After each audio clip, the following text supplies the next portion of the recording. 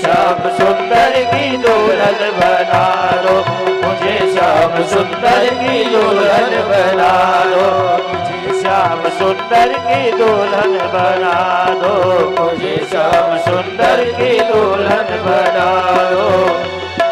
जय हो, बोले रुक्मिणी सरकार की।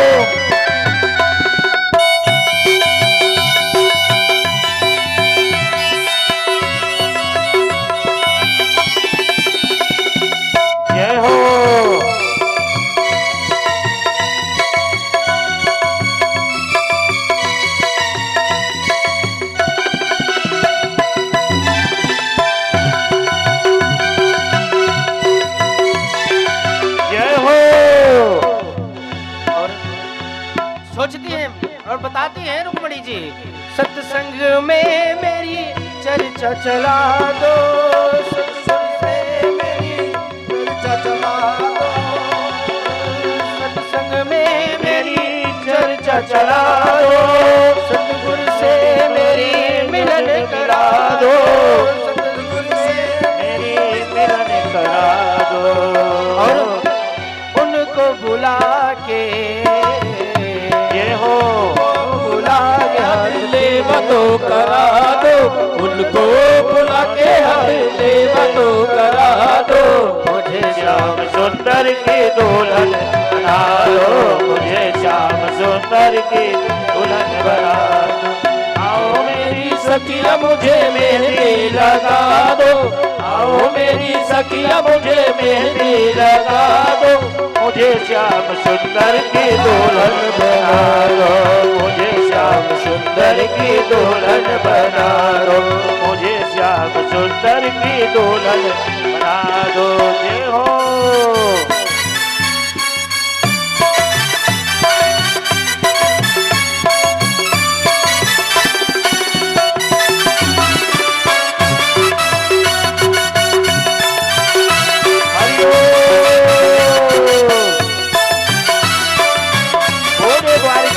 भगवान की, रुक्मिणी नाथ की जय हो।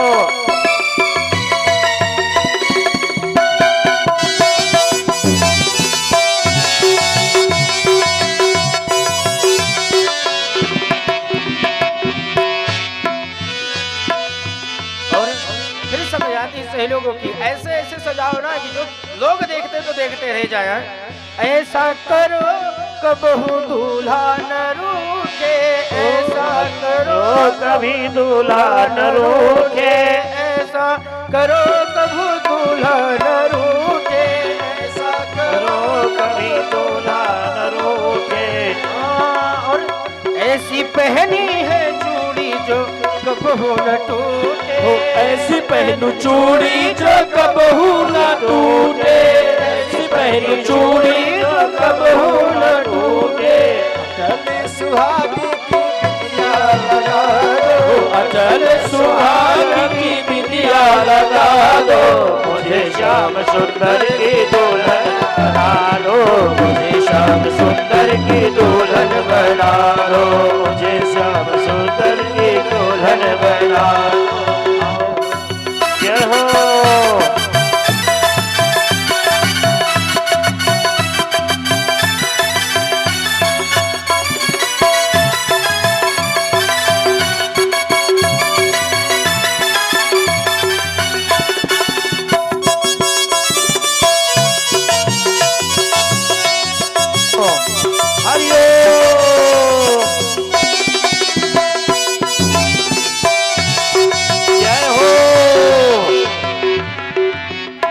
बाके बिहारी लाल की जय हो। तो महाराज रुक्मिणी जी बार बार सोचती हैं और सभी सखियों से 16 श्रृंगार किया महाराज। विनय प्रेम बस भैया भवानी, खसी माल मूरत मुस्कानी। महाराज जब समस्त जितनी सहेलियां थी रुक्मिणी जी को इतने अच्छे ढंग से सजाया तो प्रेम में मगन हो गई महाराज। और रुक्मणी जी ऐसे जैसे मूर्तियां की मुस्कुराहट होती है, ऐसे प्यार से मुस्कुराहट दे रही है। और महाराज जही पर जानो सत्य स्नेहु और सोते ही मिले ना कछ संदेहु। महाराज अगर सरकार की कृपा है तो उसे वो मिलकर रहेगा, कुछ भी हो जाए। अगर भगवान की कृपा है अपने भक्त को आज दर्श देना है तो वो आएंगे देंगे, बस क्या है निष्ठा प्रेम होना चाहिए महाराज। और अगर आप सत्संगी हैं तो आपका सत्संग में मन तो लगना है महाराज। तो आज रुक्मणी जी भगवान के प्रेम में गदगद हो रही हैं कि आज तो मुझे भगवान द्वारकाधीश अभी तो वहां पर मेरा इंतजार करे, पहुंच कर मेरा उनके साथ आनंद होगा। महाराज जी एक समय की बात है, एक पंडित जी रहते थे और महाराज पंडित जी भगवान के बड़े अनन्य भक्त थे, गरीब बहुत थे महाराज। और महाराज पंडित जी का जो घर बना था वो एकदम गांव के बाहर बना था।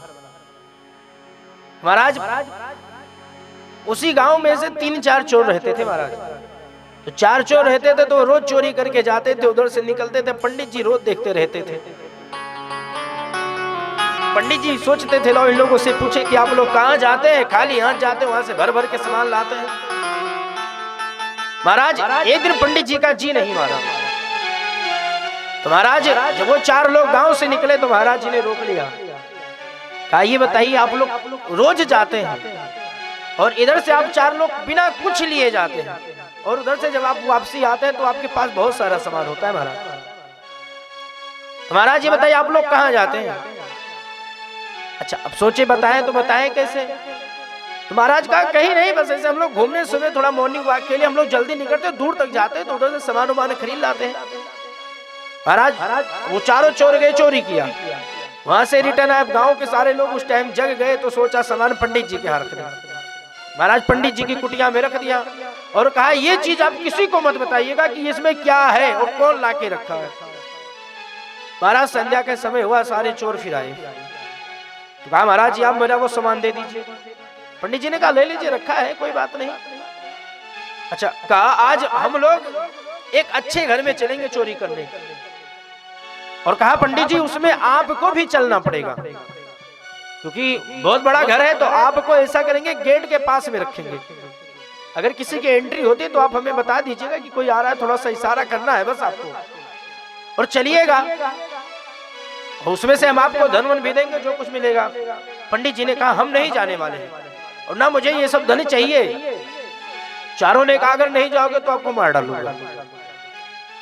पंडित जी ने सोचा कि इन अत्याचारों से अच्छा है मरना है, तो यहाँ से तो चलिए वहीं चलते हैं, अब जो अपजस होगा जो देखा जाएगा। महाराज ब्राह्मण देवता उन चारों के साथ चले, हो गए 5 लोग। महाराज जी घर में प्रवेश किया, और जब घर में प्रवेश किया तो जब घर में प्रवेश किया तो पंडित जी को गेट पे रख दिया, एंट्री के बाद में गेट जो था उस पे रोक दिया, कहा अब किसी का आगमन होगा तो आप इशारा करना है बस आपको। महाराज चोर लोग सारे रूम में घुस के सामान निकालते हैं, पंडित जी बेचारे द्वार पे उसी दरवाजे के सामने खड़े हैं, सोच रहे हैं, अब ये सोच रहे भगवान का कीर्तन करना शुरू कर दें और क्या करें। महाराज अभी भगवान के कीर्तन कर रहे हैं तो सोचे ताली बजाएंगे तो जग जाएंगे लोग।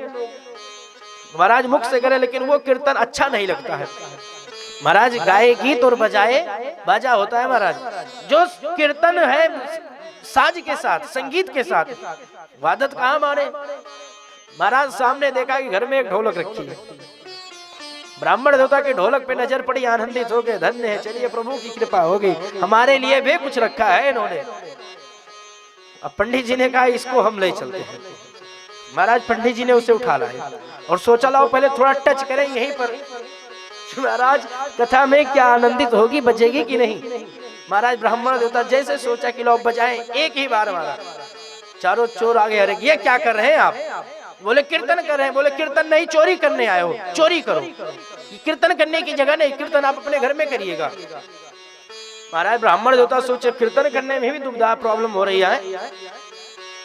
ब्राह्मण देवता नहीं जी माना, ब्राह्मण देवता लास्ट में शुरू कर दिया। महाराज पूरे घर के लोग जग गए, हल्ला होने लगा कि घर में चोर आ गए, पड़ोसियों भी जुट गए सबको खेता पकड़ने के लिए। महाराज अब सब लोग जो भगे, चोर पीछे से भगे तो सबने पीछे चले गए, ब्राह्मण देवता घर के अंदर। जब सब बाहर चले गए तो ब्राह्मण देवता ने कहा अब अच्छा मौका है, हम भी निकल चलना, बहुत मारे जाएंगे। ब्राह्मण देवता ने कहा ये सब लोग तो इतना सामान ले गए हैं तो हम ढोलक ले जाएंगे। महाराज जी ढोलक को ले लिया और ढोलक को लेके चल दिया गांव में। अच्छा महाराज जी देखिए यहाँ की बात तो नहीं, गांव में खेतू होते हैं। महाराज ज्वार जानते हैं आप लोग? ईमानदारी से बताइएगा ना, ज्वार समझते हैं? तो ज्वार के खेत में महाराज जी वो लोग छुप जाते हैं। ब्राह्मण देवता देखे कि इसी में ये लोग हैं, महाराज जी ने कहा इसी में हम भी घुस जाएं तो बचेंगे, वरना पिट जाएंगे। वैसा वो लोग बचाएंगे। अब महाराज जब ज्वार के खेत में ब्राह्मण देवता पधारे तो जब उसकी बालियां लगती थी तो ढोलक बजती थी। महाराज जी जैसे वो आगे उतरे, जब जैसे टकराए तो उसमें ढोलक आवाज करती थी। अच्छा ब्राह्मण देवता संत भगवान है, भगवान की भक्ति है। ब्राह्मण देवता कह रहे भगवान की मतलब हम पे कृपा हो रही है जो ये ढोलक बज रही।